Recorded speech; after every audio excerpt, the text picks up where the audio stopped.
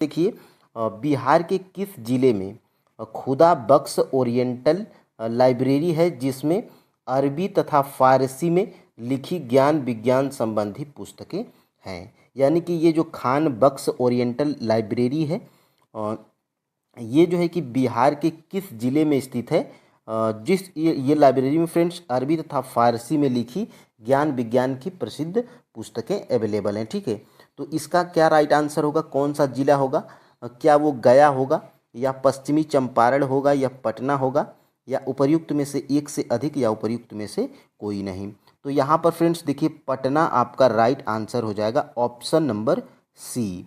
ठीक है, देखिए पटना में जो है कि क्या स्थित है, तो खुदा बख्श ओरिएंटल लाइब्रेरी ये आपके पटना, बिहार के पटना जो है कि ज़िले में स्थित है। ठीक है, इस जो है कि बुक की खास बात ये है कि अरबी तथा फारसी में लिखी जाती हैं और ज्ञान विज्ञान की जो है कि संबंधित पुस्तकें हैं इस लाइब्रेरी में। ठीक है, यहाँ पर देखिए ये प्रश्न कहाँ से बनाया गया है, तो देखिए बिहार की एससीईआरटी बुक हिस्ट्री से यहाँ पर देखिए ये चीज़ें दी गई हैं। देखिए आधुनिक पटना स्थित खुदा बख्श ओरिएंटल लाइब्रेरी मध्यकालीन भारतीय इतिहास को जानने एवं समझने के प्रमुख स्रोतों का केंद्र है।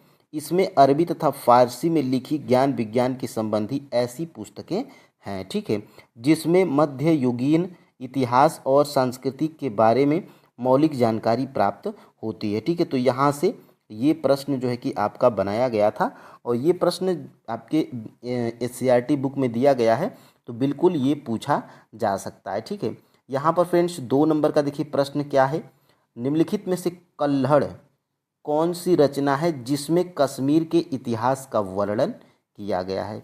यानी कि ये जो कल्हड़ है ये कौन सी या किसकी जो है कि कल्हड़ है, कल्हड़ की कौन सी ये कल्हड़ हैं और इनकी कौन सी रचना है जिसमें जो है कि कश्मीर के इतिहास का वर्णन किया गया है? ठीक है, तो कल्हड़ की वो जो है कि आपकी फ्रेंड्स राज तरंगिणी, ये राज तरंगिणी में फ्रेंड्स कल्हड़ ने कश्मीर के इतिहास का वर्णन किया है। ठीक है, तो ऑप्शन नंबर फ्रेंड्स यहाँ से आपका बी बिल्कुल राइट आंसर हो जाएगा। ठीक है, यहाँ से आगे हम लोग बढ़ते हैं और इसको देख लेते हैं। यहाँ से देखिए थोड़ा सा अगर आप नीचे जाएंगे उसी पेज पे, तो देखिए यहाँ से कल्हड़ की राज तरंगिणी इस काल की पहली ऐतिहासिक रचना है जिसमें कश्मीर के इतिहास का वर्णन है। देखिए अलबरूनी की पुस्तक क्या है, तो तहकीक ए हिंद है। ठीक है, जिसे तारीख उल हिंद के नाम से भी जानते हैं। और यहाँ से देखिए आगे हम लोग बढ़ते हैं, ये देखिए यहाँ से आगे हम लोग बढ़ते हैं। देखिए जियाउद्दीन बर्नी की प्रसिद्ध पुस्तक क्या है, तारीख ए फिरोज शाही, तो ये भी आपको जो है कि याद रखना है। और देखिए अबुल फजल की प्रसिद्ध पुस्तक क्या है, अकबरनामा। तो यहाँ से फ्रेंड्स देखिए अकबरनामा में क्या है, अकबर के शासनकाल का प्रशासन एवं राजनीतिक का चित्रण है। इसमें अतिरिक्त और भी कई पुस्तकें इस काल की जानकारी के प्रमुख हैं। ठीक है, तो ये आप जो है कि यहाँ से आपके बिहार एससीईआरटी की बुक में दिया गया है। देखिए फ्रेंड्स बहावी 3 नंबर का प्रश्न हमारा क्या कह रहा है, बहावी आंदोलन के प्रमुख नेता कौन थे? देखिए टीआरई 3.0 में एक प्रश्न आपका पूछा था पीआईटी में कि बहावियों का मुख्य जो बहावी आंदोलन हुआ था उसका मुख्य केंद्र कहाँ था? ठीक है, तो पटना में था, ये प्रश्न पूछा गया है। लेकिन आपके जो है कि इससे आगे पीछे पूछ सकता है। तो यहाँ पे देखिए बहावी आंदोलन के प्रमुख नेता कौन कौन थे? ठीक है, तो बहावी आंदोलन के फ्रेंड्स प्रमुख नेता थे आपके देखिए कौन कौन थे, तो लियाकत अली थे। ठीक है, यहाँ पे नहीं, विलायत अली थे और इनायत अली थे, ये दोनों फ्रेंड्स भाई थे। बहावी आंदोलन के प्रमुख नेता कौन थे, विलायत अली और इनायत अली। तो इसमें से फ्रेंड्स आपका राइट आंसर क्या हो जाएगा, उपर्युक्त में से एक से अधिक आपका राइट आंसर हो जाएगा, ऑप्शन नंबर डी। ठीक है, तो ये फ्रेंड्स आपको जानकारी होना चाहिए। और देखिए ये यहाँ से दिया गया, देखिए 1857 का विद्रोह और बिहार। तो फ्रेंड्स देखिए 1857 की क्रांति से एक या दो प्रश्न आपके टीआरई 1 में, टीआरई 2 में, टीआरई 3 में, तीनों एग्जाम में पूछे गए हैं, तो ये आपके लिए महत्वपूर्ण है। ठीक है, देखिए कुंवर सिंह आरा के पास जगदीशपुर के जमींदार थे। यानी कि 1857 की क्रांति से जो है कि बिहार से कौन नेतृत्व किए थे, तो ये बाबू कुंवर सिंह। ठीक है, बाबू कुंवर सिंह क्या थे, तो आरा के पास इसी जगदीशपुर के जमींदार थे, ठीक है, और लेकिन उनकी जमींदारी अंग्रेजों ने छीन ली थी। इसीलिए फ्रेंड्स ये 1857 की क्रांति से बिहार से जुड़े थे। देखिए बहावी आंदोलन के प्रमुख नेता, यहाँ पे देखिए नेता पटना के दो प्रतिष्ठित मौलवी विलायत अली और इनायत अली। तो यहाँ से ये प्रश्न आपके एग्ज़ाम में बन सकता है। इसको आप जो है कि स्क्रीनशॉट ले लें, नोट डाउन कर लें, जैसे भी आप याद रखें, लेकिन फ्रेंड्स ये महत्वपूर्ण है, ठीक है। अब देखिए आगे हम लोग बढ़ते हैं। यहाँ से देखिए उस समय के 3 प्रमुख बहावी नेता, देखिए मोहम्मद हुसैन थे, अहमदुल्लाह थे, वाइजउल थे, हक, जो अंग्रेज़ों ने धोखे से गिरफ्तार कर लिया था। लोगों ने इसका विरोध किया। इस विरोध के नेता पीर अली को अंग्रेज़ों ने गिरफ्तार कर उनके सहयोगी के साथ उन्हें फांसी दे दी थी। तो यहाँ से ये सारी चीज़ें आपको जो है कि जानकारी होना चाहिए, ठीक है। और देखिए फ्रेंड्स यहाँ से बहावी आंदोलन का मुख्य केंद्र कौन सा था। अभी मैं इस प्रश्न को बताया था कि बहावी आंदोलन का मुख्य केंद्र फ्रेंड्स पटना है, और ये आपके TRE 3.0 री एग्ज़ाम PRT में ये प्रश्न आपका पूछा गया था, ठीक है। तो देखिए फ्रेंड्स BPSC उन्हीं चीज़ों को पूछता है जो NCERT और बिहार SCERT की बुक में दी गई हैं, ठीक है। तो हमें ज़्यादा इधर उधर के चक्कर में नहीं, सिर्फ हमें NCERT और SCERT पे फोकस करना है। देखिए बहावी आंदोलन, देखिए यहाँ से बहावी आंदोलन, ठीक है, बहावी आंदोलन है। और यहाँ से देखिए अब्दुल बहाव के द्वारा यह आंदोलन शुरू किया गया था, इसीलिए इसका नाम क्या पड़ा था, बहावी आंदोलन, ठीक है। और यहाँ से इसका जो है कि शुरू किया गया था। और देखिए पटना इसका बड़ा केंद्र था, ठीक है। तो बहावी आंदोलन का सबसे बड़ा केंद्र या प्रमुख केंद्र कौन सा था, तो पटना था। और देखिए इसके 2 प्रमुख नेता विलायत अली, इनायत अली सहोदर भाई थे, ठीक है। तो ये आपको जानकारी रखना चाहिए। और यहाँ से देखिए यह आंदोलन 1822 से 1838 तक जो है कि सक्रिय रूप में था, ठीक है। तो ये आपको जानकारी होना चाहिए। और आगे हम लोग बढ़ते हैं फ्रेंड्स अपने जो है कि अगले प्रश्न की तरफ। उससे पहले आप यहाँ पे देख लीजिए बिहार में बहावियों की गतिविधियों का मुख्य केंद्र कौन सा था। तो ये पटना था। ऑप्शन नंबर यहाँ से C बिल्कुल राइट आंसर है। और TRE 3.0 री एग्ज़ाम PRT में ये प्रश्न आपका पूछा गया था, ठीक है। तो इससे ये पता चलता है फ्रेंड्स कि जो चीज़ें आपके बिहार SCERT और NCERT बुक में दी गई हैं वहीं उन्हीं चीज़ों को जो है कि BPSC पूछ रहा है, ठीक है। यहाँ से देखिए 5 नंबर का प्रश्न क्या है, 1857 की क्रांति का नेतृत्व लखनऊ से किसने किया था। देखिए फ्रेंड्स 1857 की क्रांति में लगभग वही लोग शामिल थे। देखिए कितने राजाओं का राजपाट जो है कि अंग्रेज़ों के द्वारा लूट लिया गया था, और कितने जमींदारों की जो कि ज़मीन पे कब्जा कर लिया गया था। तो इससे ये लोग जुड़े थे, ठीक है। तो ये वही पूछा जा रहा है कि 1857 की क्रांति का नेतृत्व लखनऊ से किसने किया था। तो लखनऊ से फ्रेंड्स क्या पेशवा बाजीराव द्वितीय के द्वारा, या बेगम हजरत महल के द्वारा, या लियाकत अली के द्वारा, या उपर्युक्त में से एक से अधिक, या उपर्युक्त में से कोई नहीं, ठीक है। तो ये बेगम हजरत महल के द्वारा फ्रेंड्स 1857 की क्रांति में लखनऊ से नेतृत्व किया गया था। किनके द्वारा, तो बेगम हजरत महल के द्वारा, ठीक है। तो ऑप्शन नंबर फ्रेंड्स यहाँ से B बिल्कुल राइट आंसर हो जाएगा। अब इसको हम लोग आगे बढ़ के देख लेते हैं। यहाँ से देखिए मैं उन चीज़ों को चूँकि हाईलाइट भी किया हूँ, और सबसे पहले यहाँ से हम लोग जो है कि देख पा रहे हैं।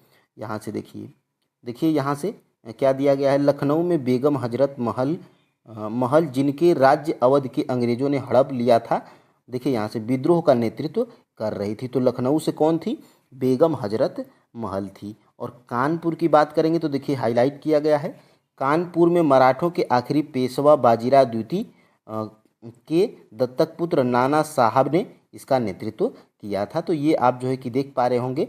और ये आगे हम लोग बढ़ते हैं और देखते हैं हम लोग विद्रोह का एक बड़ा केंद्र झांसी था, ठीक है। और देखिए वहाँ की रानी लक्ष्मीबाई विद्रोह सैनिकों के साथ मिलकर अंग्रेजी सरकार को कड़ी चुनौती दी। यानी कि झांसी से कौन नेतृत्व कर रही थी 1857 की क्रांति का, तो ये रानी लक्ष्मीबाई थी, ठीक है। और यहाँ से देखिए फैजाबाद में मौलवी अहमदुल्लाह शाह ने लोगों की एक बड़ी फौज इकट्ठा कर ली थी। यानी कि फैजाबाद से 1857 की क्रांति का नेतृत्व मौलवी अहमदुल्लाह शाह के द्वारा किया गया था। तो ये आपको जो है कि जानकारी होना चाहिए। अब देखिए फ्रेंड्स किस अंग्रेज सैन्य अधिकारी ने झांसी की रानी को यह कहते हुए श्रद्धांजलि दी थी कि यह वह औरत सोई है जो विद्रोहियों में एकमात्र मर्द थी। यानी कि फ्रेंड्स ये जो वक्तव्य है ये किस सैन्य अधिकारी के द्वारा कहा गया था, ठीक है। क्या वो हडसन था, कैंपबेल था, या ह्यूज रोज था, या उपर्युक्त में से एक से अधिक, या उपर्युक्त में से कोई नहीं। देखिए फ्रेंड्स 1857 की जो क्रांति हुई थी उसमें जो लोग जहाँ से लड़ रहे थे उनके खिलाफ जो अंग्रेज अधिकारी या सैन्य अधिकारी लड़ रहे थे, तो उसमें देखिए झांसी की रानी, झांसी से 1857 की क्रांति की जो है कि नेतृत्व ये कौन कर रही थी, तो लक्ष्मीबाई कर रही थी, ठीक है। लक्ष्मीबाई कर रही थी। और देखिए यहाँ से फ्रेंड्स ये जो अधिकारी था, ये कौन अधिकारी था जिसने यह कहा था कि यह वह औरत सोई है जो विद्रोहियों में एकमात्र मर्द थी। तो ये फ्रेंड्स ह्यूरोज था। और रानी लक्ष्मीबाई बाई के जो है कि अपोजिट में यानी कि विरोध में कौन सैन्य अधिकारी लड़ रहा था, तो वो ह्यूज रोज था। और जब रानी लक्ष्मीबाई मारी गई थी तो वह ह्यूज रोज जो था वो कहा था कि यह वह औरत सोई है जो विद्रोहियों में एकमात्र मर्द थी, यानी कि तारीफ किया था। और वो जो है कि बहुत ही उनकी जो है कि लड़ाई से प्रभावित भी था, ठीक है। तो ये ह्यूज रोज था। ऑप्शन नंबर फ्रेंड्स यहाँ से सी बिल्कुल राइट आंसर हो जाएगा। और यहाँ से फ्रेंड्स आगे हम लोग बढ़ते हैं और देखते हैं इसको। देखिए यहाँ से ह्यूज रोज ने, देखिए ह्यूज रोज ने लक्ष्मीबाई की वीरता से प्रभावित होकर कहा था कि क्रांतिकारियों में वह एक अकेली मर्द थी। देखिए टीआरई 1 में ये प्रश्न आपका पूछा गया था, ठीक है। अब देखिए फ्रेंड्स आगे हम लोग बढ़ते हैं। मंगल पांडे किस छावनी के युवा सिपाही थे? तो मंगल पांडे फ्रेंड्स क्या झांसी के झांसी छावनी के युवा सिपाही थे, या मेरठ के थे, या कानपुर के थे, ठीक है। तो यहाँ से फ्रेंड्स या उपर्युक्त में से एक से अधिक, या उपर्युक्त में से कोई नहीं। तो फ्रेंड्स ये जो मंगल पांडे थे ये बैरकपुर छावनी के युवा सिपाही थे, ठीक है। कहाँ के? तो बैरकपुर, ठीक है। तो बैरकपुर आपका किसी भी ऑप्शन में नहीं है, तो यहाँ से आप जो है कि उपर्युक्त में से कोई नहीं आप जो है कि ट्रिक कर सकते हैं, ठीक है। तो ऑप्शन नंबर यहाँ से फ्रेंड्स ई बिल्कुल राइट आंसर हो जाएगा। और आगे हम लोग बढ़ के देख लेते हैं। यहाँ से देखिए विद्रोह का आरंभ। देखिए 1857 में बैरकपुर छावनी के एक युवा सिपाही मंगल पांडे ने नए कारतूस और राइफल को लेने से इनकार कर दिया था। दबाव डालने पर उसने अपने अफसर पर हमला कर दिया था और उसे गिरफ्तार करके तुरंत फांसी पर लटका दिया गया था। और 1857 की क्रांति की जो है कि शुरुआत या विद्रोह कहाँ से शुरुआत हुआ था? तो 10 मई 1857 को जो है कि पूरी छावनी में विद्रोह कर दिया गया था। कहाँ से? तो मेरठ से, ठीक है। तो ये आप जो है कि याद रखिएगा। और आगे हम लोग बढ़ते हैं यहाँ से। देखिए शांति निकेतन नाम की संस्था रविंद्रनाथ टैगोर ने कब शुरू की थी? तो ये भी शांति निकेतन के बारे में आपके बिहार SCRT बुक में दिया गया है। और शांति निकेतन नाम की संस्था रविंद्रनाथ टैगोर ने कब शुरू की थी? क्या 1942 में, या 1903 में, या 1901 में, या उपर्युक्त में से एक से अधिक, या उपर्युक्त में से कोई नहीं। तो शांति निकेतन नाम की संस्था फ्रेंड्स रविंद्रनाथ टैगोर के द्वारा और जो है कि 1901 जो में प्रारंभ की गई थी या शुरू की गई थी। ऑप्शन नंबर यहाँ से और सी बिल्कुल राइट आंसर हो जाएगा। और आगे बढ़ के देख लेते हैं यहाँ से। देखिए यहाँ से देखिए टैगोर का शांति निकेतन। देखिए फ्रेंड्स रविंद्रनाथ टैगोर ने यह संस्था 1901 में शुरू की थी। तो ये प्रश्न आपके एग्ज़ाम में बन सकता है क्योंकि ये आपके बिहार SCRT की बुक में दिया गया है हिस्ट्री में, ठीक है। देखिए एशियाटिक सोसाइटी ऑफ बंगाल की नामक संस्था कब और किसने स्थापित की थी? तो ये आपको जो है कि फ्रेंड्स पता होना चाहिए कि एशियाटिक सोसाइटी ऑफ बंगाल नामक जो संस्था थी ये किसने और कब जो है कि स्थापित किया था? तो यहाँ पर फ्रेंड्स आप जो है कि देख पा रहे होंगे विलियम जोन्स के द्वारा फ्रेंड्स ये एशियाटिक सोसाइटी ऑफ बंगाल नामक संस्था स्थापित की गई थी। तो ऑप्शन नंबर फ्रेंड्स यहाँ से ए बिल्कुल राइट आंसर है। और इसके बारे में अगर एक स्टेप आगे और एक स्टेप पीछे जानना चाहेंगे तो देखिए यहाँ से जोन्स साहब ने अपने इस काम को व्यवस्थित करने के लिए कलकत्ता में 1784 में एशियाटिक सोसाइटी ऑफ बंगाल नामक संस्था को भी स्थापित किया। तो कब 1784 में। कहाँ पर? तो कलकत्ता में। और किस संस्था का? तो एशियाटिक सोसाइटी ऑफ बंगाल नामक संस्था की। ठीक है, तो ये आपको जो है कि पता होना चाहिए। और आगे फ्रेंड्स हम लोग बढ़ते हैं। डॉक्टर भीमराव अंबेडकर के द्वारा किस वर्ष बहिष्कृत हितकारिणी सभा की स्थापना हुई थी? इम्पोर्टेंट है, प्रश्न जो है कि आपके एग्जाम में बन सकता है कि डॉक्टर भीमराव अंबेडकर के द्वारा किस वर्ष बहिष्कृत हितकारिणी सभा की स्थापना की गई थी? क्या 1921 में, या 1934 में, या 1923 में, या उपर्युक्त में से एक से अधिक, या उपर्युक्त में से कोई नहीं? तो ये फ्रेंड्स आपका जो है कि 1924 में, यहाँ से 1924 में, यहाँ पे फ्रेंड्स देखिए 23 हो गया है, मुझे बढ़िया तरीके से याद है 1924 में। ठीक है, तो ऑप्शन नंबर फ्रेंड्स यहाँ से जो है कि सी बिल्कुल राइट आंसर मान लीजिए। और एग्जैक्ट आपको पता होना चाहिए कि 1924। देखिए फ्रेंड्स, बुक से देखने का मतलब यही है कि अगर टाइपिंग में मिस्टेक होती है तो आप इसका यहाँ पे जो है कि सुधार कर सकते हैं। देखिए यहाँ से 1924 में, मुझे बढ़िया तरीके से पढ़ा था तो याद था। देखिए 1924 में अंबेडकर ने बहिष्कृत हितकारिणी सभा की स्थापना करके दलित मुक्ति आंदोलन का बिगुल बजाया था। तो इन्हें भी जानते हैं, और ये जो घेर के देता है इसको आप जो है कि इम्पोर्टेंट समझिए। ठीक है, यहाँ से अब हम लोग आगे बढ़ते हैं और देखते हैं हम लोग आगे क्या प्रश्न बन रहा है। देखिए यहाँ से देखिए, महात्मा गांधी ने रॉलेट एक्ट के विरोध में 6 अप्रैल 1919 को कौन सा दिवस मनाने का निर्णय लिया था? तो ये जो है कि प्रश्न बन रहा है कि महात्मा गांधी ने रॉलेट एक्ट के विरोध में 6 अप्रैल 1919 को कौन सा दिवस मनाने का निर्णय लिया था? तो क्या वो शोक दिवस था, या अपील दिवस, या राष्ट्रीय अपमान दिवस, या उपर्युक्त में से एक से अधिक, या उपर्युक्त में से कोई नहीं? तो महात्मा गांधी फ्रेंड्स ये रॉलेट एक्ट के विरोध में 6 अप्रैल 1919 को राष्ट्रीय अपमान दिवस मनाने का निर्णय लिया था। तो ऑप्शन नंबर यहाँ से सी बिल्कुल राइट आंसर हो जाएगा। और यहाँ से जब आप जाएंगे और देख पा रहे होंगे, यहाँ से प्रश्न आपका जो है कि बना है। देखिए यहाँ से गांधी जी ने रॉलेट एक्ट के विरोध में 6 अप्रैल 1919 को राष्ट्रीय अपमान दिवस मनाने का निर्णय लिया। देखिए राष्ट्रव्यापी विरोध एवं प्रदर्शन हुए।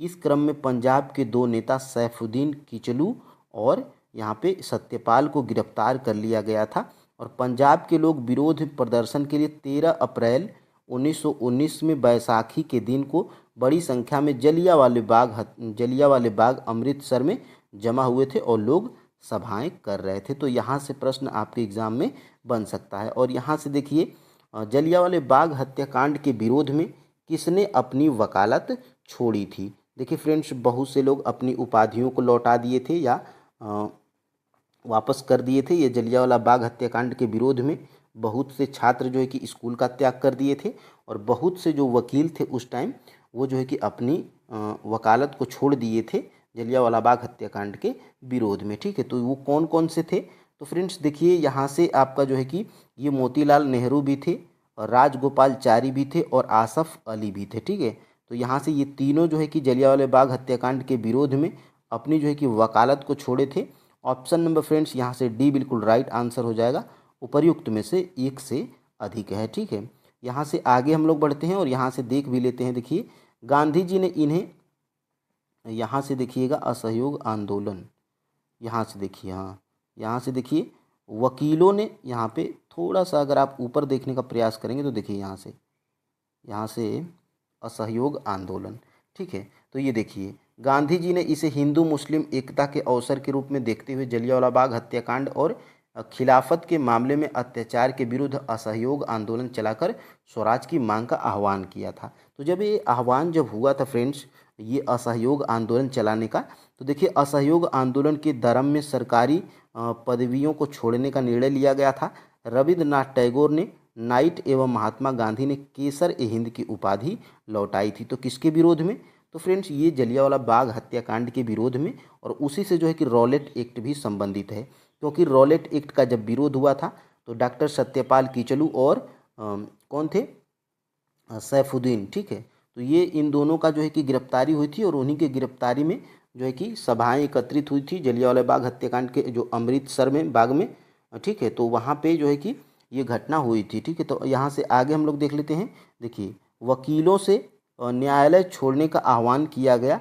मोतीलाल नेहरू, CR दास, राजगोपालचारी एवं आसफ अली जैसे वकीलों ने वकालत छोड़ दी थी। ठीक है, तो यहाँ से प्रश्न, और विद्यार्थियों ने स्कूलों एवं कॉलेजों को भी छोड़ दिया था। किसके विरोध में? तो जलियांवाले बाग हत्याकांड के विरोध में। बहुत ही क्रूर हत्याकांड हुआ था। और यहाँ से देख सकते हैं, मजहरुल हक ने सहयोग के कार्यक्रम के प्रचार, देखिए मजहरुल हक ने, यहाँ पे असहयोग होगा।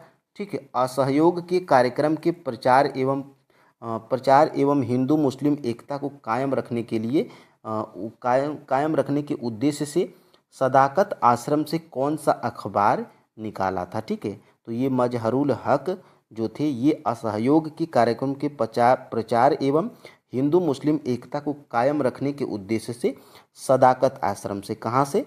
तो सदाकत आश्रम से कौन सा अखबार निकाला था? तो फ्रेंड्स, वो अखबार था आपका प्रसिद्ध अखबार दी मदरलैंड था। ठीक है, तो ये अखबार था।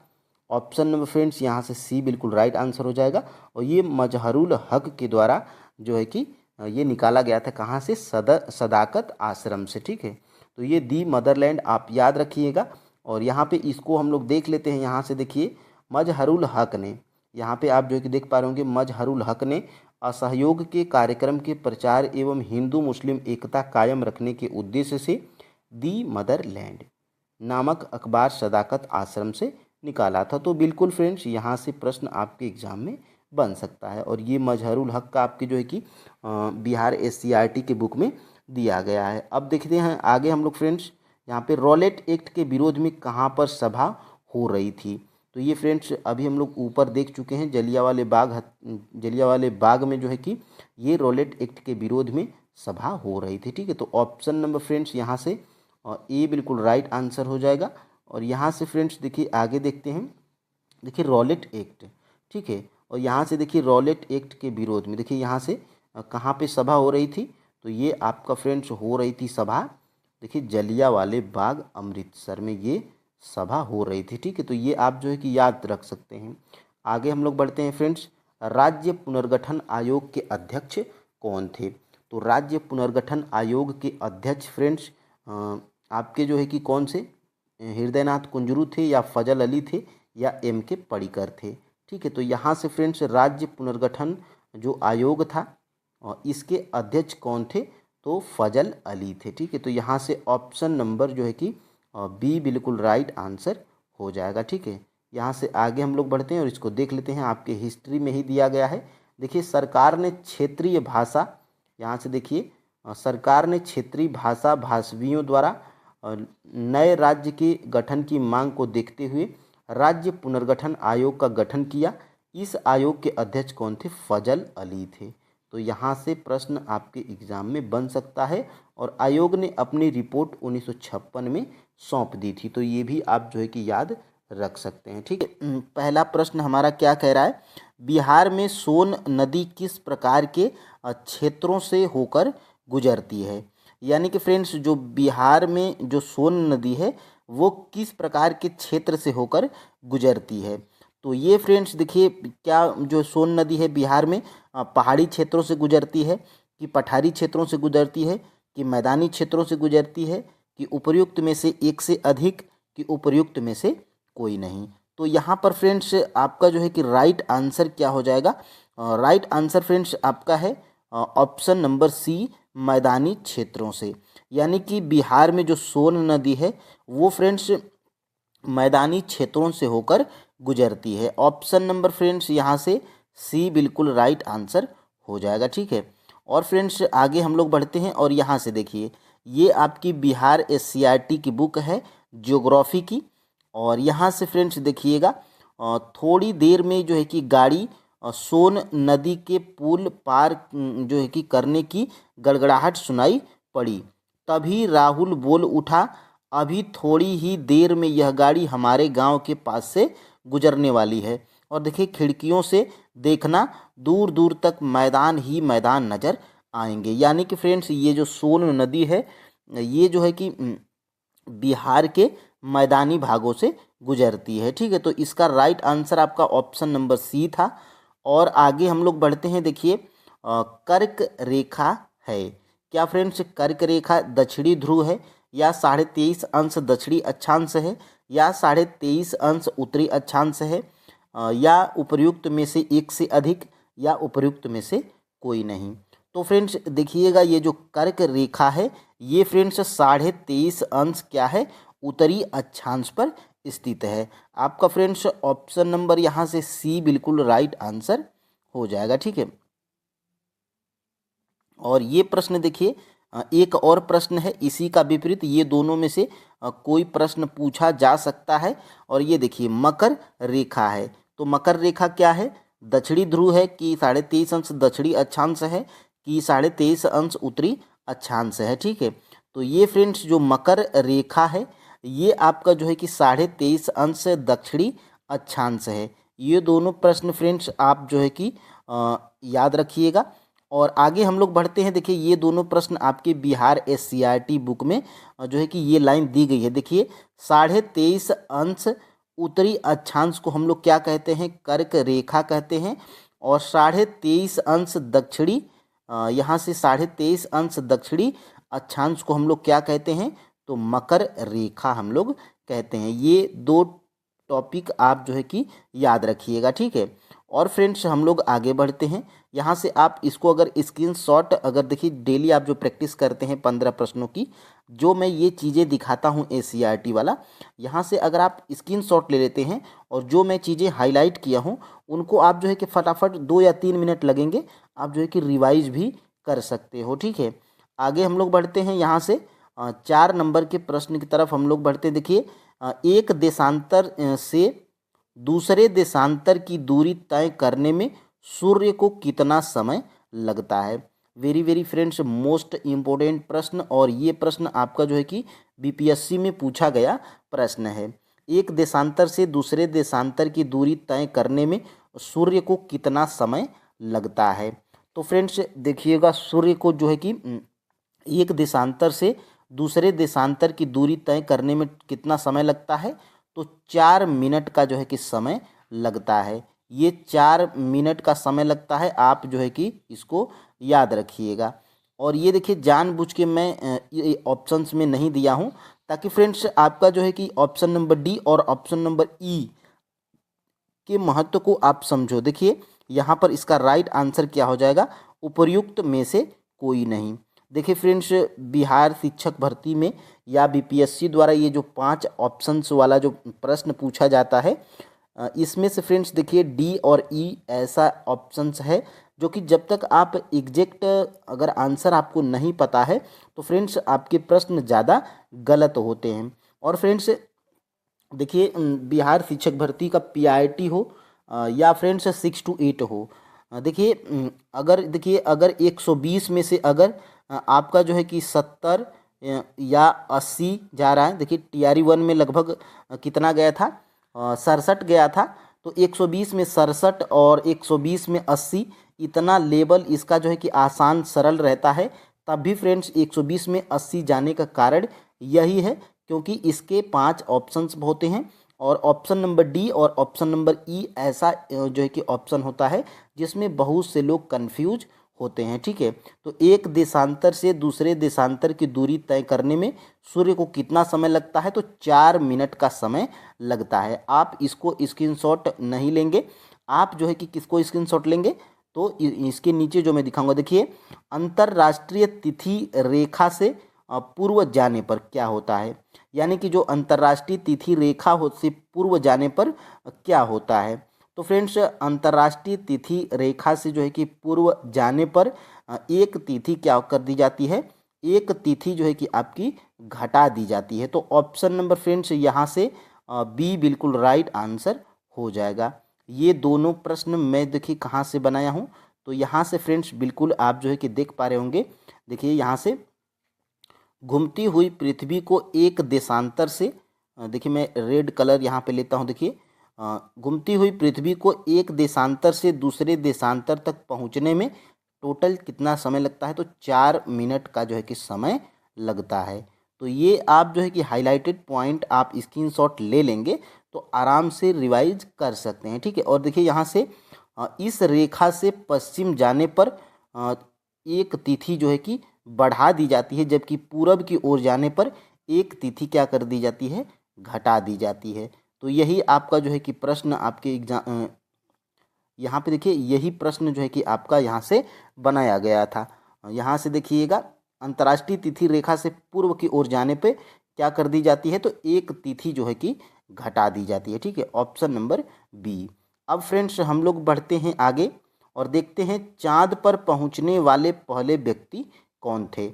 यानी कि चांद पर जो है कि पहुंचने वाले पहले व्यक्ति कौन थे। देखिए फ्रेंड्स, मैं ये प्रश्न ऐसे ही नहीं बनाया हूँ, ये आपके बिहार एससीईआरटी की बुक में दिया गया है, ठीक है। तो फ्रेंड्स, चांद पर पहुंचने वाले पहले व्यक्ति कौन थे? क्या वो राकेश शर्मा थे, अशोक शर्मा थे, या वेलेंटीना टेरेस्कोवा थी, या उपर्युक्त में से एक से अधिक, या उपर्युक्त में से कोई नहीं। तो फ्रेंड्स, इसका जो है कि राइट आंसर सबसे पहले आप जो है कि जान लीजिए, उपर्युक्त में से कौन सा सही है। उपर्युक्त में से कोई नहीं जो है कि इसका राइट आंसर है। अब देखिए, चांद पर पहुंचने वाले पहले व्यक्ति कौन हैं? तो पहले व्यक्ति फ्रेंड्स नील आर्मस्ट्रांग हैं, ठीक है। नील और यहाँ से फ्रेंड्स आर्म स्ट्रॉन्ग हैं, ठीक है। इनको आप जो है कि याद रखिएगा, ये चांद पर जो है कि पहुंचने वाले पहले व्यक्ति हैं। और देखिए, ये प्रश्न कहाँ से बनाया गया है, तो ये अध्याय 6 है और क्लास जो है कि ये 6 की जो है कि एससीईआरटी बुक है जियोग्राफी की, ठीक है। और यहाँ से देखिए, चांद पर पहुंचने वाले पहले अमेरिका के नील आर्मस्ट्रांग थे। तो ये जो है कि आप याद रखिएगा। और भारत की बात किया जाएगा तो राकेश शर्मा को आप याद रखिएगा, ठीक है। अब देखिए फ्रेंड्स, यहाँ से 1984 में जब राकेश शर्मा जो है कि भारत के हैं, चांद पर जो है कि पहले चांद पर जाने वाले ये भारतीय हैं, ठीक है। 1984 में जब राकेश शर्मा अंतरिक्ष की यात्रा पर थे, तब उस समय भारत के तत्कालीन प्रधानमंत्री कौन थे। देखिए, ये प्रश्न जो है कि इम्पोर्टेंट है और ये प्रश्न जो है कि पूछा जा सकता है, क्योंकि आपके जो है कि एससीईआरटी बुक में दिया गया है बिहार की। तो फ्रेंड्स, क्या जवाहरलाल नेहरू थे, क्या गुलजारी लाल नंदा थे, कि इंदिरा गांधी थी, कि उपर्युक्त में से एक से अधिक, कि उपर्युक्त में से कोई नहीं।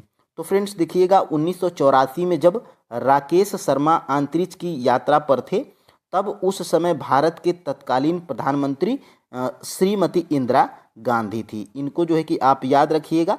और यहीं से फ्रेंड्स ऑप्शन नंबर सी बिल्कुल राइट आंसर हो जाएगा। और ये इंदिरा गांधी जो है कि राकेश शर्मा से बात भी की थी। देखिए यहाँ से, वर्ष 1984 में जब राकेश शर्मा अंतरिक्ष की यात्रा पर थे, उस समय भारत की तत्कालीन प्रधानमंत्री इंदिरा गांधी थी, ठीक है। इंदिरा गांधी ने उनसे फ़ोन पर पूछा था कि आपको अंतरिक्ष से पृथ्वी कैसी दिखाई दे रही है। तब राकेश शर्मा कहा कि नीली। वास्तव में अंतरिक्ष से देखने पर हमारी पृथ्वी का रंग नीला दिखाई देता है, इसलिए फ्रेंड्स हमें जो है कि पृथ्वी को नीला ग्रह हम लोग कहते हैं। तो ये इम्पोर्टेंट जो है कि लाइन अगर आपके जो है कि बिहार एससीईआरटी बुक में दी गई है, तो ये प्रश्न जो है कि पूछा जा सकता है। अब फ्रेंड्स हम लोग देखें, पृथ्वी के वायुमंडल की सबसे निचली परत कौन सी है। इससे प्रश्न जो है कि पूछा गया था TRE 1 में। अभी मैं उसको दिखाऊंगा। देखिए, ये 8 नंबर का प्रश्न हमारा क्या है, पृथ्वी के वायुमंडल की सबसे निचली परत कौन सी है। तो फ्रेंड्स, क्या ओजोन मंडल है, क्या समताप मंडल है, कि क्षोभ मंडल है, कि उपर्युक्त में से एक से अधिक, कि उपर्युक्त में से कोई नहीं। तो फ्रेंड्स, ये देखिए, पृथ्वी के वायुमंडल की सबसे निचली परत कौन सी है, तो क्षोभ मंडल है, ठीक है। क्षोभ मंडल को आप जो है कि याद रखिएगा। ये जो है कि पृथ्वी के वायुमंडल की सबसे निचली परत है। ऑप्शन नंबर फ्रेंड्स यहाँ से सी बिल्कुल जो है कि राइट आंसर हो जाएगा। और ये प्रश्न देखिए कहाँ से बनाया गया है, तो ये देखिए बिहार एससीईआरटी में जो है कि ये सबसे पहले इनका जो है कि पृथ्वी से ऊपर इनके नाम, ये क्रम है। देखिए यहाँ से, और निचली परत क्या है, तो क्षोभ मंडल है। देखिए, क्षोभ मंडल, फिर उसके बाद ओजोन मंडल, फिर उसके बाद समताप मंडल, फिर उसके बाद मध्य मंडल, फिर उसके बाद आयन मंडल, ठीक है। तो ये इनका जो है कि क्रम है। आप जो है कि इनको फिर उसके बाद सबसे ऊपर बहिर्मंडल है, ठीक है। अब देखिए फ्रेंड्स आगे हम लोग बढ़ते हैं और ये देखिए आपका जो है कि PRT में 1 to 5 में TRE 1 में ये प्रश्न जो है कि आपका पूछा गया था। देखिए इनका क्रम ही डायरेक्ट पूछ लिया गया था। तो 55 का जो है कि राइट आंसर यहाँ पे देख सकते हैं, मैं आंसर किसके साथ में भी यहाँ पे देखिए 55 का जो है कि राइट आंसर क्या है, ऑप्शन नंबर ए है, ठीक है। तो यहाँ से ऑप्शन नंबर ए में देखिएगा यही अभी जो मैं क्रम ऊपर बताया था उसी से संबंधित जो है कि इसका पूछ लिया गया था। तो इसका जो है कि राइट आंसर क्या है, ऑप्शन नंबर ए है। सबसे पहले क्षोभ मंडल, फिर उसके बाद समताप मंडल, मध्य मंडल, ताप मंडल, फिर उसके बाद सबसे ऊपर बहिर्मंडल है, ठीक है। तो ये आपका जो है कि TRE 1 PRT में पूछा गया था, ठीक है। अब देखिए फ्रेंड्स अब हम लोग आगे बढ़ेंगे और ये आपने जो है कि देख लिया, ठीक है। देखिए जल डमरू मध्य जोड़ता है, यानी कि जो जल डमरू मध्य होता है, ये जो फ्रेंड्स जल डमरू मध्य होता है ये जोड़ता है, यानी कि ये किनको जोड़ता है, क्या दो बड़े भूस्थलों को जोड़ता है, क्या जो है कि दो बड़े जलभागों को जोड़ता है, दो बड़े झीलों को जोड़ता है, या उपर्युक्त में से एक से अधिक, या उपर्युक्त में से कोई नहीं। तो फ्रेंड्स जो जल डमरू मध्य होता है ये जो है कि आपका दो बड़े जलभागों को जोड़ता है। तो ऑप्शन नंबर फ्रेंड्स यहाँ से बी बिल्कुल राइट आंसर हो जाएगा, ठीक है। आप फ्रेंड्स हमें ज़रूर बताएंगे कि आपके टोटल 15 में से कितने सही हो रहे हैं, ठीक है। और आप जो है कि सबसे पहले मान लीजिए कि ये 9 नंबर का प्रश्न आपको पता है पहले से ही, तो सबसे पहले आप कमेंट करके लिखिएगा क्वेश्चन नंबर 9 और 9 का राइट आंसर क्या है, बी लिख दीजिएगा, ठीक है। अब देखिए फ्रेंड्स अब हम लोग आगे बढ़ते हैं।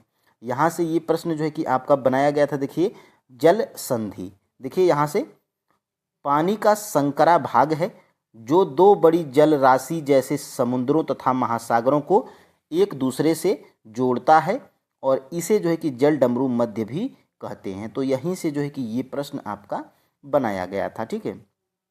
अब देखिए आगे हम लोग बढ़ेंगे।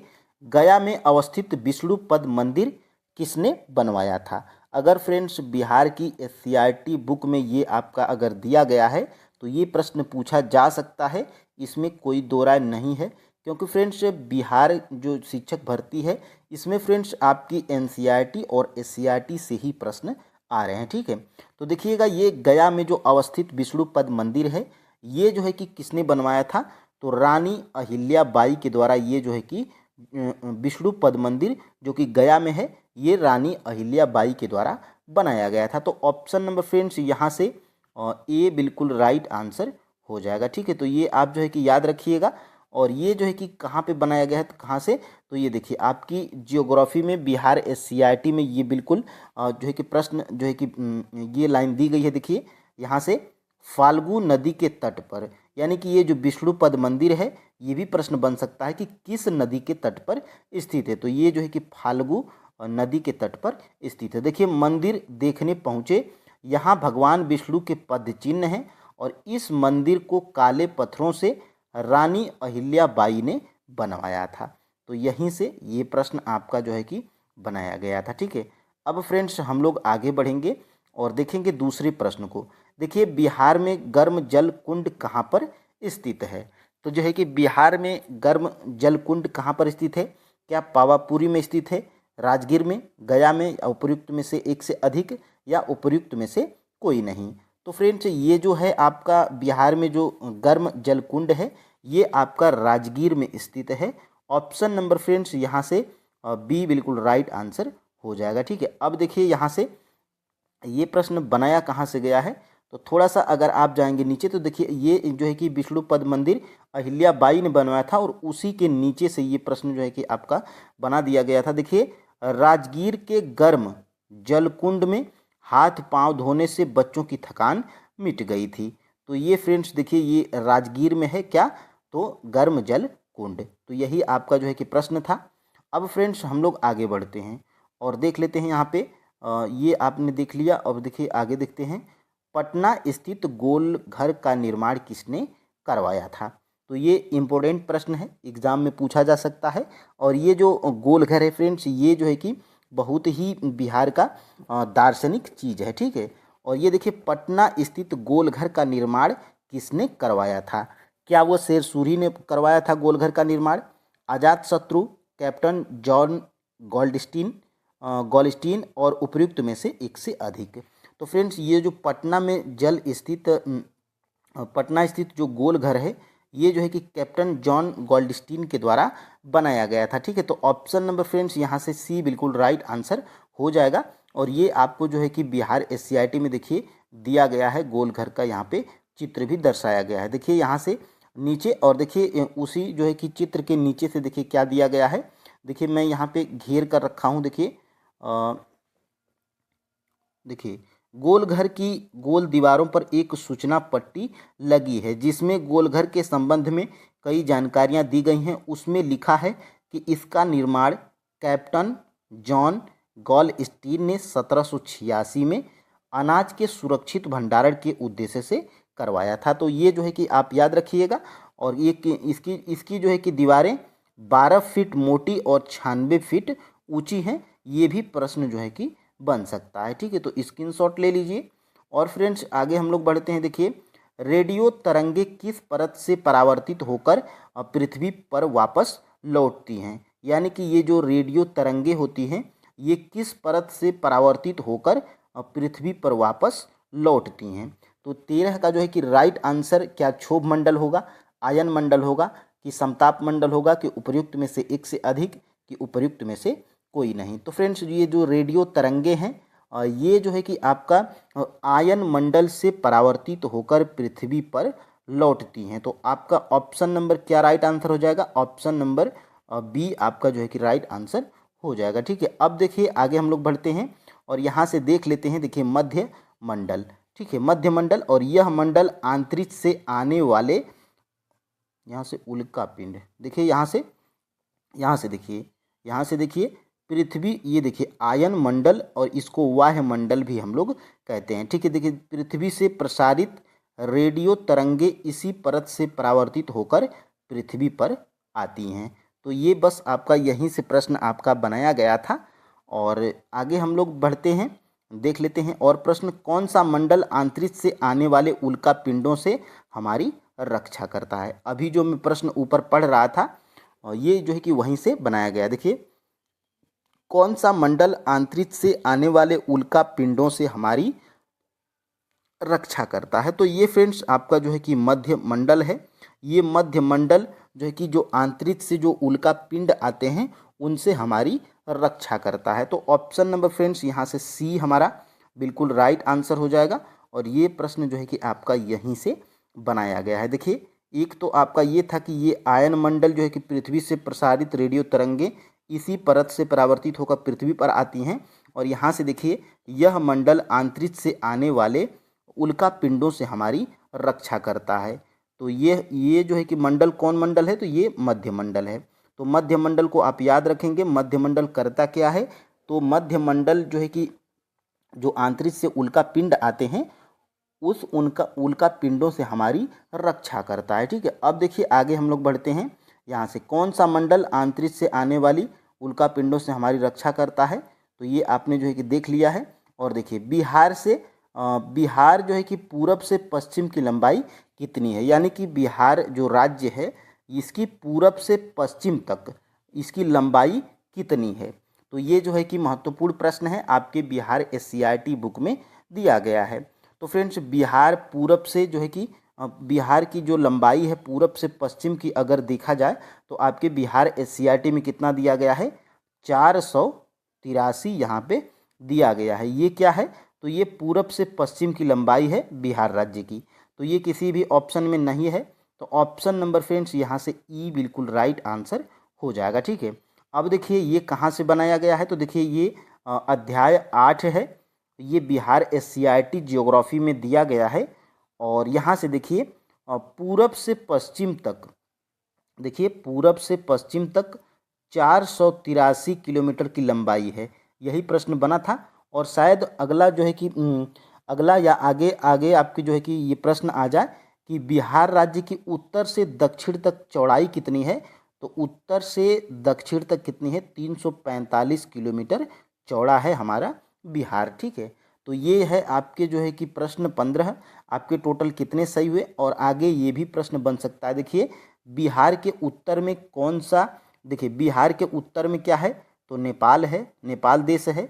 और बिहार के पूरब में क्या है, तो पूरब में पश्चिम बंगाल है। और बिहार के दक्षिण में क्या है, झारखंड राज्य है।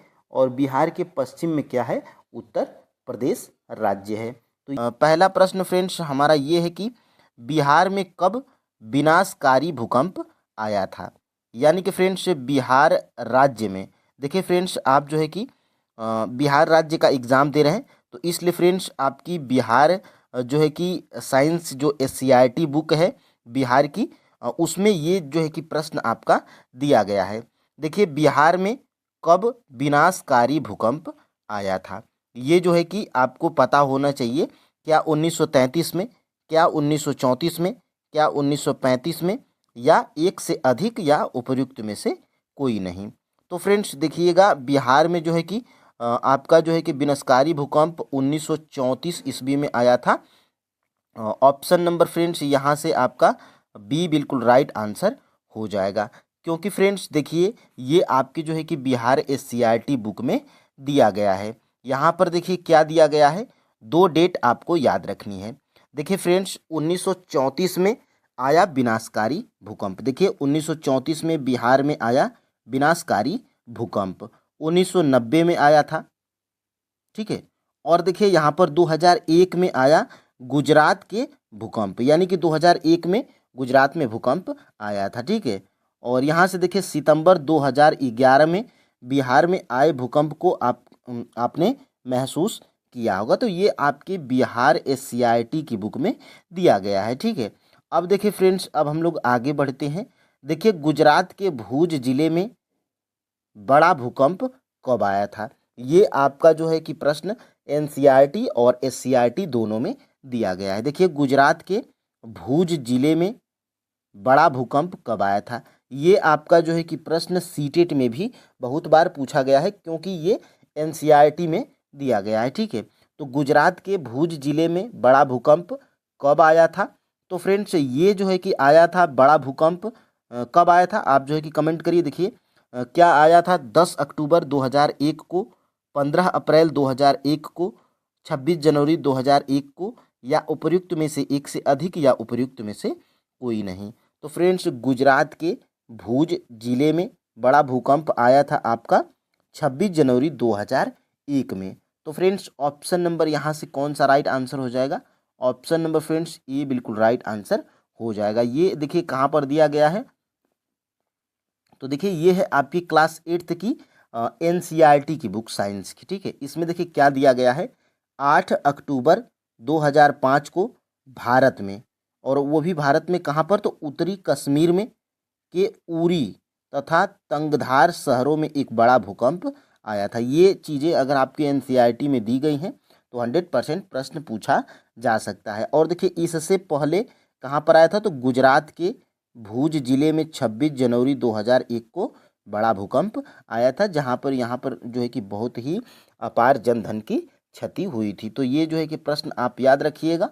और फ्रेंड्स हम लोग आगे देखते हैं, यहाँ पे देखिए और भी कुछ जो है कि भूकंप के बारे में दिया गया। देखिए 26 एनसीईआरटी में ही क्लास 8th की, देखिए 26 दिसंबर 2004 को हिंद महासागर में एक विशाल सुनामी आया था, ठीक है। और देखिए महासागर के चारों ओर के तटवर्ती क्षेत्रों में अपार हानि हुई थी, ये भी दिया गया है।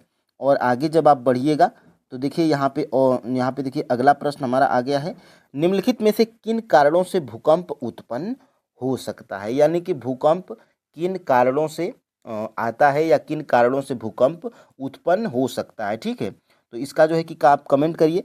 देखिए किसी उल्का पिंड के पृथ्वी से टकराने से क्या भूकंप उत्पन्न होगा, कि किसी भूमिगत नाभिकीय विस्फोट के कारण भूकंप उत्पन्न हो सकता है, या पृथ्वी की प्लेटों की गतियों के कारण भूकंप उत्पन्न हो सकता है, या उपर्युक्त में से एक से अधिक, या उपर्युक्त में से कोई नहीं। देखिए फ्रेंड्स ये एक बार बीपीएससी में भी प्रश्न पूछा जा चुका है, ठीक है।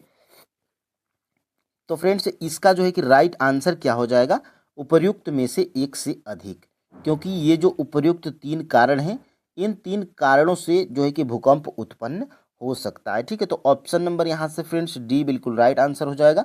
और ये देखिए आपकी जो है कि एनसीईआरटी बुक में कहाँ पर दिया गया है, देखिए पृथ्वी पर, ये देखिए आप जो है कि नोट डाउन भी कर सकते हैं, स्क्रीनशॉट भी ले सकते हैं। देखिए पृथ्वी पर भूस्पंद ज्वालामुखी के फटने से भूकंप उत्पन्न हो सकता है, किसी उल्का पिंड के पृथ्वी से टकराने से भूकंप उत्पन्न हो सकता है, या भूमिगत नाभिकीय विस्फोट के कारण जो है कि भूकंप उत्पन्न हो सकता है। और देखिए एक चीज़ और है ऊपर, यहाँ से देखिए इसी पेज पे, परंतु अधिकांश भूकंप जो है कि पृथ्वी की प्लेटों की गतियों के कारण आते हैं।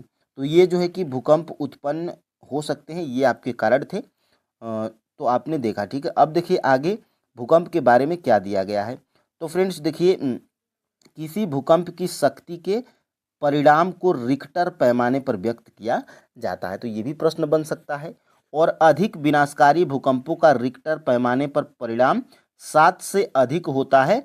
और जब भूज में और कश्मीर में जो भूकंप आया था तो उसका रिक्टर पैमाने के अनुसार परिणाम कितना था, 7.5 था। ठीक है, तो ये आप जो है कि याद रखिएगा। ठीक है, और भूकंप को जो कि यहाँ पे देखिए यहाँ पे जब आप देखेंगे, देखिए भूकंप किससे मापा जाता है, तो भूकंप फ्रेंड्स मापा जाता है रिक्टर पैमाने से या सिस्मोग्राफ से भी मापा जाता है। तो ये आप जो है कि याद रखिएगा।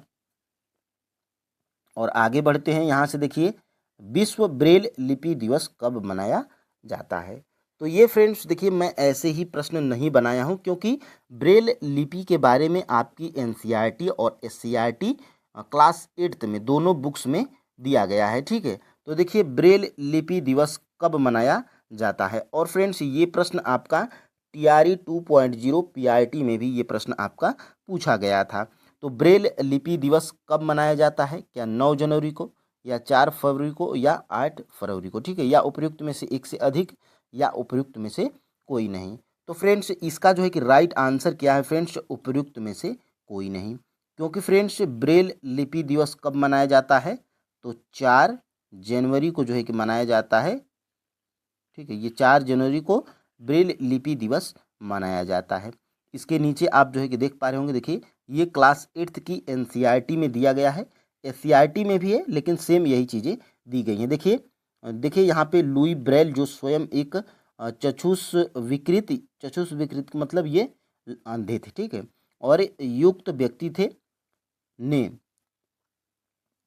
चक्षुष विकृत युक्त व्यक्तियों के लिए एक पद्धति विकसित की। इसे जो है कि 1821 में प्रकाशित किया गया था। ठीक है, और देखिए ये आपके जो है कि लुई ब्रेल नामक वैज्ञानिक हैं। और देखिए ये विश्व ब्रेल लिपि दिवस इसलिए मनाया जाता है 4 जनवरी को, क्योंकि ये इनका जन्म ही हुआ था 4 जनवरी जो है कि 1809 में। ठीक है, तो ये आपके जो है कि एनसीईआरटी बुक में नहीं दिया गया है कि विश्व ब्रेल लिपि दिवस कब मनाया जाता है, लेकिन ये प्रश्न जो है कि आपका पूछ लिया गया था TRE 2.0 में। देखिए वर्तमान पद्धति 1932 में अपनाई गई थी। देखिए उस प्रश्न को भी मैं यहाँ पे दिखा देता हूँ। देखिए ये TRE 2.0 देखिए मेरे टेलीग्राम चैनल पे आप जाइएगा। इस वीडियो के डिस्क्रिप्शन बॉक्स में जो है कि टेलीग्राम चैनल का लिंक है, वहाँ से टेलीग्राम को जब आप ज्वाइन करेंगे तो टेलीग्राम में मैं TRE 1, TRE 2 और TRE 3 के और PRT के क्वेश्चंस पेपर फाइनल आंसर की के साथ में अपलोड किया हूँ।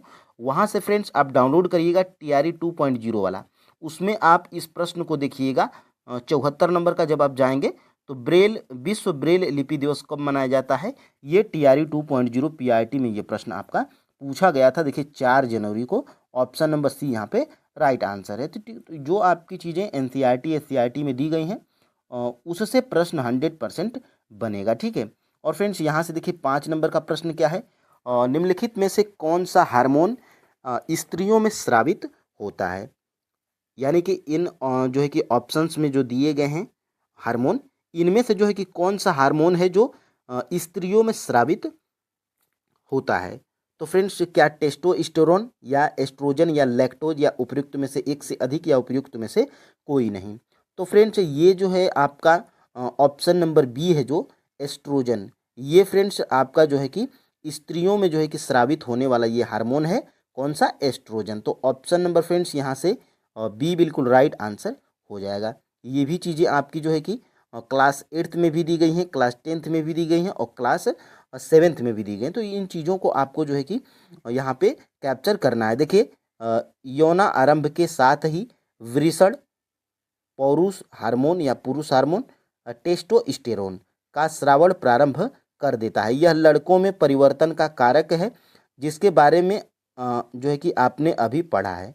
उदाहरण के लिए ये हार्मोन करता क्या है, तो ये जो है कि इनके चेहरे पर जो जो दाढ़ी बाल आ जाते हैं, यानी कि चेहरे पे जो बाल आ जाते हैं, ये टेस्टोस्टेरोन हार्मोन के कारण आते हैं। देखिए लड़कियों में यौना आरंभ के साथ ही अंडाशय स्त्री हार्मोन अथवा एस्ट्रोजन उत्पादित करना प्रारंभ कर देता है। और ये जो स्त्रियों में जो एस्ट्रोजन हार्मोन का स्रावण होता है, इससे होता क्या है, तो स्तन विकसित होता है, ठीक है।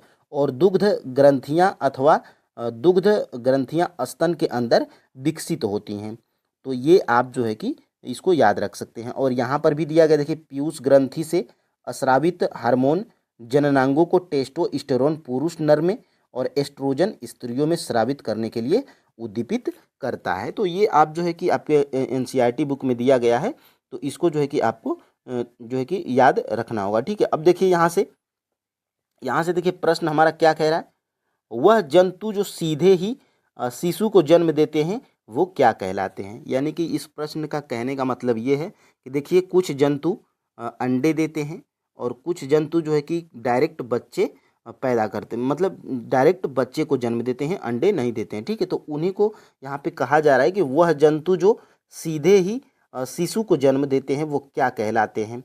तो फ्रेंड्स ये देखिए, क्या वो अंडप्रजक कहलाते हैं, या वो अंडयुक्त कहलाते हैं, या जरायुज कहलाते हैं, या उपर्युक्त में से एक से अधिक, या उपर्युक्त में से कोई नहीं। तो फ्रेंड्स वह जंतु जो सीधे शिशु को जन्म देते हैं वो आपके जो है कि ये जरायुज कहलाते हैं, ठीक है। तो ऑप्शन नंबर यहाँ से सी बिल्कुल राइट आंसर हो जाएगा, ठीक है। तो इसको भी आपको याद रखना है। आपके जो है कि एनसीईआरटी बुक में दिया गया है, देखिए क्लास 8th में ही, जरायुज एवं अंडप्रजक जंतु। तो ये प्रश्न बन सकता है। देखिए वह जंतु जो सीधे ही शिशु को जन्म देते हैं जरायुज जंतु कहलाते हैं, और वे जंतु जो अंडे देते हैं अंडप्रजक जंतु कहलाते हैं। तो इनको आपको जो है कि याद रखना है। और फ्रेंड्स यहाँ से जब आप जाएंगे नीचे तो दूसरे प्रश्न को हम लोग देखेंगे। देखिए किसी पदार्थ की अवस्थाएं किसके द्वारा तय की जाती हैं। यानी कि जो पदार्थ की अवस्थाएं, सबसे पहले पदार्थ की अवस्थाएं कौन कौन सी होती हैं, तो ठोस, द्रव और गैस। ये तीनों जो है कि पदार्थ की अवस्थाएं हैं।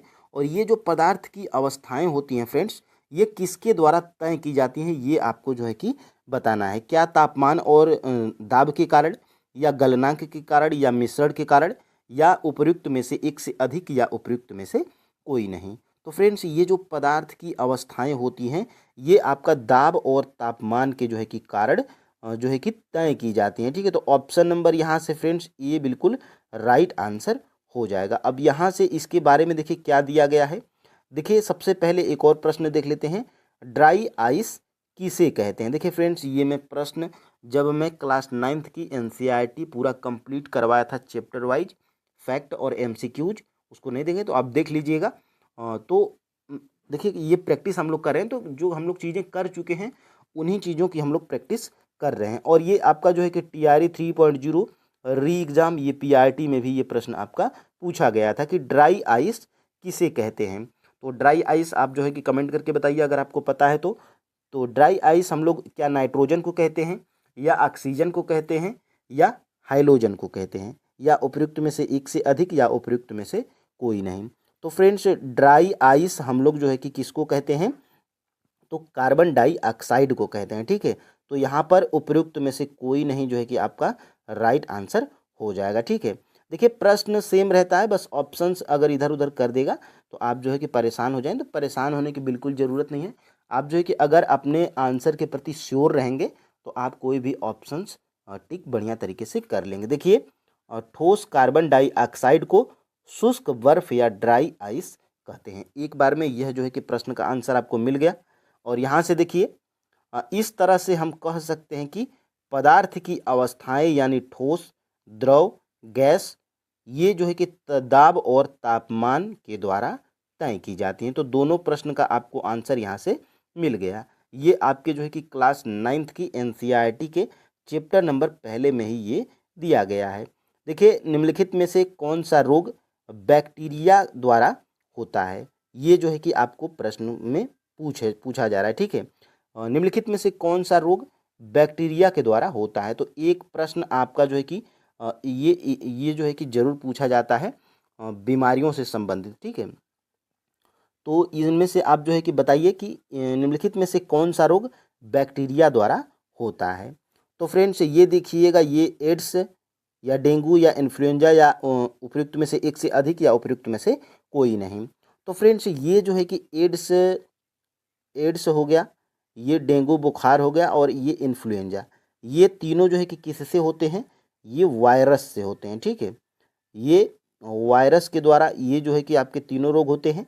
तो इनमें से जो है कि कोई नहीं, आपका जो है कि राइट आंसर हो जाएगा ऑप्शन नंबर ई राइट आंसर हो जाएगा। ठीक है, अब देखिए यहाँ पर आपके जो है कि क्लास जो है कि क्लास ये आपका ये क्लास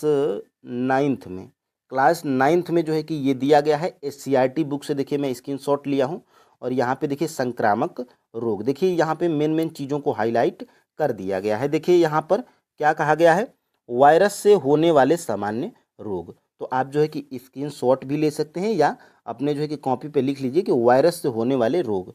वायरस से होने वाले रोग कौन कौन से हैं, तो खांसी, जुखाम, इन्फ्लुएंजा, डेंगू बुखार, एड्स तथा कुछ रोग जैसे टाइफाइड बुखार, हैजा, क्षय रोग तथा एंथ्रासाइट, ये बैक्टीरिया द्वारा होते हैं। तो वायरस द्वारा कौन कौन से होते हैं, तो जुखाम, खांसी, जुखाम, इन्फ्लुएंजा, डेंगू बुखार तथा एड्स, ये क्या होते हैं, तो ये वायरस से होते हैं। और ये पीला वाला देखिए, ये जो है कि ये बैक्टीरिया द्वारा कौन कौन से रोग होते हैं, तो टाइफाइड बुखार, हैजा, क्षय रोग, एंथ्रेक्स, ये क्या होते हैं, बैक्टीरिया द्वारा होते हैं। और ये रेड वाला देख लीजिए यहाँ पे कि सामान्य त्वचा रोग विभिन्न प्रकार की फंजाई द्वारा होता है। और ये ग्रीन वाला क्या है, प्रोटोजोआ से मलेरिया तथा कालाजार नामक रोग होता है। और देखिए इसी प्रकार की जो है कि फील पाँव नामक एक रोग है, ये जो है कि कृमि की विभिन्न स्पीसीज द्वारा होता है। तो ये आप जो है कि 3-4 पॉइंट्स हैं जो आपकी एनसीईआरटी बुक में दी गई हैं, तो इनको आप जो है कि नोट डाउन कर सकते हैं। देखिए, ये जो है कि गैस से सीधे ठोस बनने की प्रक्रिया क्या कहलाती है, ये इम्पोर्टेंट प्रश्न है। आप इसमें जो है कि फंस जाएंगे और तुरंत आप क्या करेंगे कि ऊर्ध्वपातन ऑप्शन नंबर ए ट्रिक लगाएंगे और आपका जो है कि गलत हो जाएगा। ठीक है, क्योंकि फ्रेंड्स ये जो है कि आप प्रश्न को समझिए, गैस से सीधे ठोस बनने की प्रक्रिया क्या कहलाती है। तो फ्रेंड्स देखिएगा, ये जो गैस से सीधे ठोस बनने की प्रक्रिया होती है, ये निक्षेपण कहलाती है। ठीक है, तो ऑप्शन नंबर यहाँ से बी बिल्कुल राइट आंसर हो जाएगा। ठीक है, और यहाँ से ये देखिए आपके जो है कि क्लास 9th के एनसीईआरटी में में चैप्टर नंबर 1 में देखिए एक प्रश्न हमारा यहाँ से था, एक प्रश्न यहाँ से बना था, ड्राई आइस, कार्बन डाइऑक्साइड और पदार्थ की अवस्थाएं दाब और तापमान के द्वारा तय की जाती हैं। और एक प्रश्न यहाँ से बनाया हूँ, दोनों प्रश्न आप जो है कि कंफ्यूज नहीं होंगे। देखिए, द्रव अवस्था में परिवर्तित हुए बिना ठोस अवस्था से सीधे गैस में, आप नोट डाउन कर सकते हैं फ्रेंड्स अपने कॉपी पर कि ठोस अवस्था से सीधे गैस में बदलने की प्रक्रिया को क्या कहते हैं, ऊर्ध्वपातन कहते हैं। और गैस से सीधे ठोस बनने की प्रक्रिया को हम लोग क्या कहते हैं, निक्षेपण कहते हैं। तो बस यहाँ से आप जो है कि नोट डाउन कर लीजिए, आप कंफ्यूज नहीं होंगे। ठीक है, अब देखिए, अब हम लोग आगे बढ़ते हैं। यहाँ से निम्नलिखित में से कौन सा एक कोशिकीय जीव नहीं है, यानी कि इनमें से कौन सा एक कोशिकीय जीव नहीं है, ये जो है कि प्रश्न में पूछा जा रहा है। तो फ्रेंड्स, ये अमीबा और पैरामीशियम, ये क्या है, ये जो है कि आपके एक कोशिकीय जीव हैं। ठीक है, एक कोशिकीय जीव हैं, इनको आप याद रखिएगा। और ये जो है कि फ्रेंड्स, ये क्या है, ये आपका जो है कि बहुकोशिकीय जीव है। ठीक है, बहुकोशिकीय जीव है। तो यही आपका जो है कि राइट आंसर हो जाएगा। ये कवक जो है कि फ्रेंड्स, ये आपका ये एक कोशिकीय जीव नहीं है। ठीक है, तो ऑप्शन नंबर यहाँ से सी बिल्कुल राइट आंसर हो जाएगा। ये दोनों प्रश्न यहाँ पे देख लेते हैं। देखिए, ये आपके जो है कि क्लास 9th में दिया गया है साइंस में, एनसीईआरटी वाले में। देखिए, वे सभी कोशिकाओं से बनते हैं, यद्यपि कुछ जीव एक कोशिकी भी होते हैं। और देखिए एक कोशिकी में होता कौन कौन से हैं, देखिए एग्जाम्पल यहाँ पे दिया गया है, अमीबा हो गया, क्लेमिडो क्लेमिडोमोनास हो गया, और पैरामीशियम हो गया, और बैक्टीरिया हो गया। ये जो है कि क्या है, तो ये जो है कि इन सजीवों को हम लोग एक कोशिकीय जीव कहते हैं। ठीक है, तो अमीबा, क्लेमिडोनोमास, पैरामीशियम तथा बैक्टीरिया ये क्या है, एक कोशिकीय जीव हैं। और यहाँ से देखिए नीचे क्या दिया गया है, ये देखिए बहुकोशिकीय जीव में यहाँ पे उदाहरण क्या दिया गया है, फंजाई, इसको हम लोग कवक कहते हैं, पादप तथा जंतु, ये क्या है, जो है कि एक कोश, ये क्या है, बहुकोशिकीय जीव हैं। ठीक है, तो आप जो है कि इनको याद रखिएगा। और फ्रेंड्स हम लोग आगे भी बढ़ते हैं। यहाँ से देखिए 12 नंबर का प्रश्न है, निम्नलिखित में से किसको कोशिका की आत्मघाती थैली कहते हैं। ये देखिए ये चीज़ें मैं खुद से नहीं बनाया हूँ, ये जो है कि आपके एनसीईआरटी में दिया गया है। ठीक है, निम्नलिखित में से किसको आत्मघाती थैली कहते हैं, क्या माइटोकॉन्ड्रिया होगा, या प्लास्टिड होगा, या अंतःद्रव्य जलिका होगा, या उपयुक्त में से एक से अधिक, या उपयुक्त में से कोई नहीं। तो फ्रेंड्स कोशिका की जो आत्मघाती थैली होती है ये हम लोग किसको कहते हैं, तो ये हम लोग कहते हैं फ्रेंड्स लाइसोसोम को, लाइसोसोम को। ठीक है, तो लाइसोसोम हमारा किसी भी ऑप्शन में नहीं है, तो ऑप्शन नंबर यहाँ से ई हमारा बिल्कुल राइट आंसर हो जाएगा। उपयुक्त ऑप्शन नंबर ई हमारा राइट आंसर हो जाएगा, उपयुक्त में से कोई नहीं। ये लाइसोसोम को हम लोग क्या कहते हैं, आत्मघाती थैली कहते हैं। देखिए आपके जो है कि एनसीईआरटी बुक में दिया गया है, क्लास जो है कि आपके 9th में ही। ठीक है, देखिए लाइसोसोम, देखिए लाइसोसोम में झिल्ली से घिरी हुई संरचना होती है जिनमें पाचक एंजाइम होते हैं। ठीक है, RER इन एंजाइमों को बनाते हैं। और देखिए लाइसोसोम कोशिका का अपशिष्ट निपटाने वाला तंत्र है, ये भी आप जो है कि याद रखिए। ये बाहरी पदार्थ एवं कोशिका अंगकों के टूटे फूटे भागों को पाचित करके कोशिका को साफ करते हैं। ठीक है, तो ये भी है। और यहाँ से देखिएगा, यहाँ से नीचे इसी पेज के नीचे देखिए क्या दिया गया है, देखिए यहाँ से देखिए, इसलिए लाइसोसोम को हम लोग को क्या कहते हैं, कोशिका की आत्मघाती थैली कहते हैं। ठीक है, तो ये इम्पोर्टेंट है, प्रश्न जो है कि आपका बन सकता है, याद रखिएगा। ठीक है, अब देखिए फ्रेंड्स अब हम लोग आगे बढ़ते हैं। यहाँ से मनुष्यों में ध्वनि की श्रव्यता का परिसर लगभग कितना होता है, ये चीज़ भी आपकी क्लास 10th एनसीईआरटी में दी गई है, क्लास 10th में कि 9th में। ठीक है, हाँ 9th में दी गई है। देखिए मनुष्यों में ध्वनि की श्रव्यता का परिसर लगभग कितना होता है, क्या 20 हर्ट्ज से 20,000 हर्ट्ज होती है, या 20,000 हर्ट्ज से 20 हर्ट्ज से कम होती है, या 20,000 हर्ट्ज से अधिक होती है, या उपयुक्त में से एक से अधिक, या उपयुक्त में से कोई नहीं।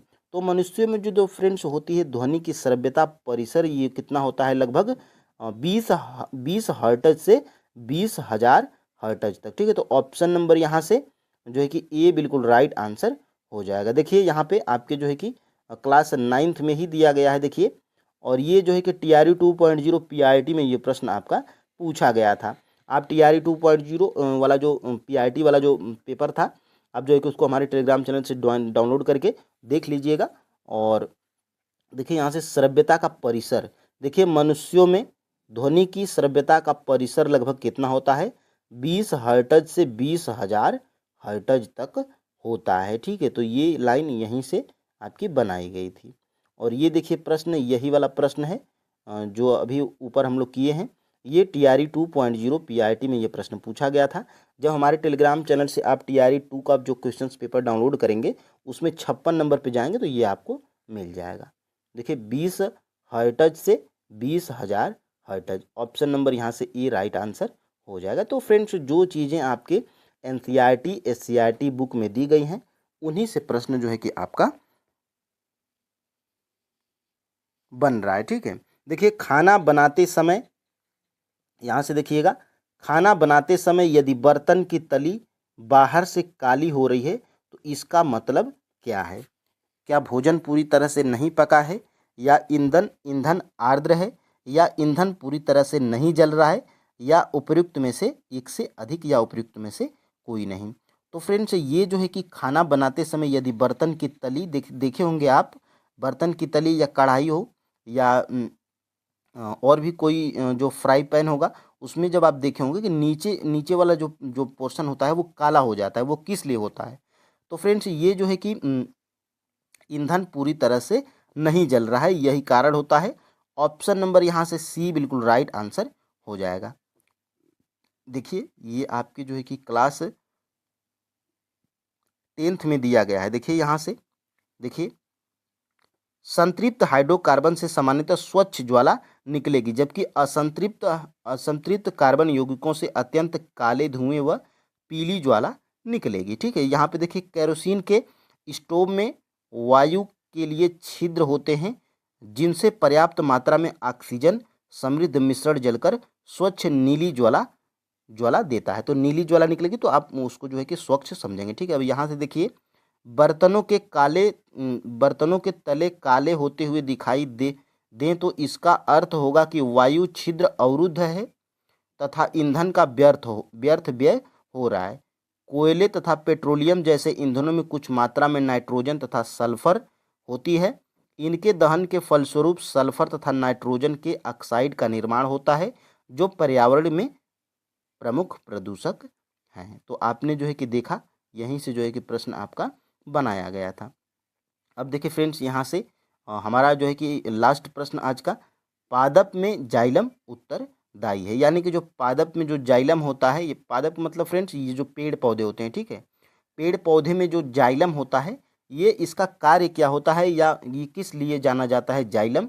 तो फ्रेंड्स ये जो जाइलम होता है, ये जो है कि जल का वहन करने के लिए जाना जाता है। तो ऑप्शन नंबर फ्रेंड्स यहाँ से जो है कि बी बिल्कुल राइट आंसर हो जाएगा। ये जाइलम जो होता है पादप यानी पेड़ पौधे में, ये जल का वहन करने के लिए जाना जाता है। यहाँ से देखिए जल का परिवहन, यहाँ से देखिए जाइलम ऊतक में जड़ों तनों पत्तियों की विहिनिकाएं तथा वहिकाएं आपस में जुड़कर जल संवहन वहिकाओं का एक सतत जाल बनाती हैं। ठीक है, जल अनवरत गति से जड़ के जाइलम में जाता है और जल के स्तंभ का निर्माण करता है, जो लगातार ऊपर की ओर धकेला जाता है। और देखिए यहाँ से पादप जाइलम द्वारा अपने सबसे ऊंचाई के बिंदु तक जल पहुंचाने की कोई और युक्ति करते हैं। तो ये जो